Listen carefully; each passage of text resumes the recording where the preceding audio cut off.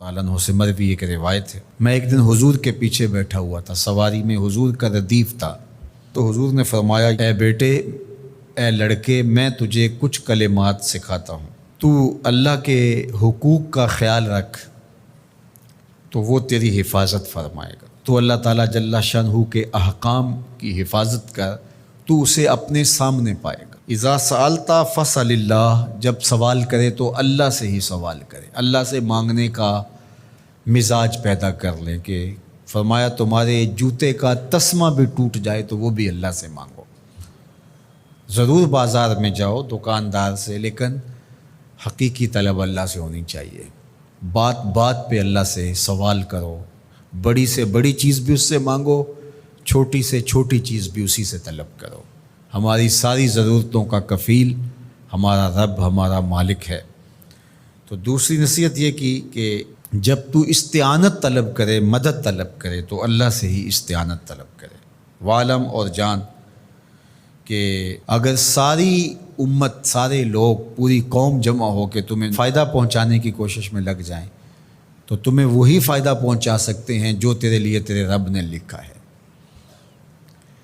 اور فرمایا وَإِنِ اجْتَمَعُوا عَلَىٰ أَن يَضُرُّوكَ بِشَيْءٍ، اور اگر تمہیں نقصان پہنچانے کے درپے ہو جائیں، لَمْ يَضُرُّوكَ إِلَّا بِشَيْءٍ قَدْ كَتَبَهُ اللَّهُ عَلَيْكَ، تو تجھے صرف وہی نقصان پہنچا سکتے ہیں جو اللہ نے تیرے لیے لکھا ہے۔ سارا زمانہ بھی مخالف ہو جائے، تیرا کچھ نہیں بگاڑ سکتا۔ ہاں، تیرے مقدر میں اگر کوئی چیز، کوئی بگاڑ لکھا ہے تو وہ ہوگا، اس کا ذریعہ وہ بن جائیں گے۔ تو اس لیے پھر اسی سے مانگو، اسی سے طلب کرو۔ رفعت الاقلام وجفت الصحف، جو لکھنا تھا اللہ نے لکھ دیا، لکھنے کے بعد قلم اٹھا لیا گیا اور جن صحیفوں پہ لکھا تھا وہ خشک ہو گئے۔ اب کتابیں بند ہیں، تو اس لیے اس نے تیرے لیے جو لکھا ہے وہ ہو کے رہے گا، تو خام خواہ لوگوں سے ڈرنے کی ضرورت نہیں ہے، اور تیرا فائدہ، تیرا نقصان اسی کے دستے قدرت میں ہے، تو اسی سے طلب کر، اسی سے مانگ۔ اور فرمایا تو اللہ تعالیٰ جل شانہ کو رخاء میں، خوشحالی میں یاد کر، یعرفک فی الشدہ، وہ تجھے مشکل میں پہچانے گا۔ یعنی جو شخص خوشحالی کے دور میں اس کے پاس دولت ہے، صحت ہے، تو اللہ تعالیٰ کو فراموش نہیں کرتا، اللہ اس کی بدحالی کے زمانے میں اس کو فراموش نہیں کرتا۔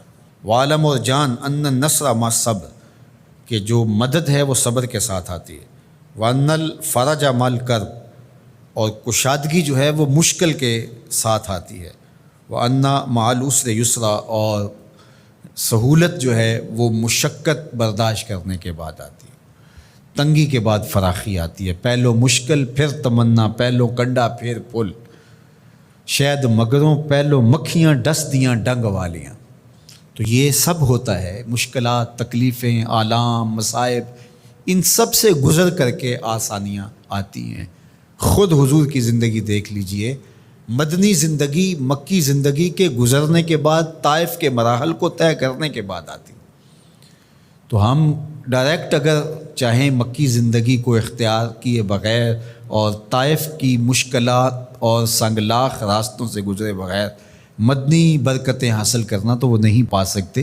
تو یہ اللہ تعالیٰ نے ایک نظام رکھا ہوا ہے۔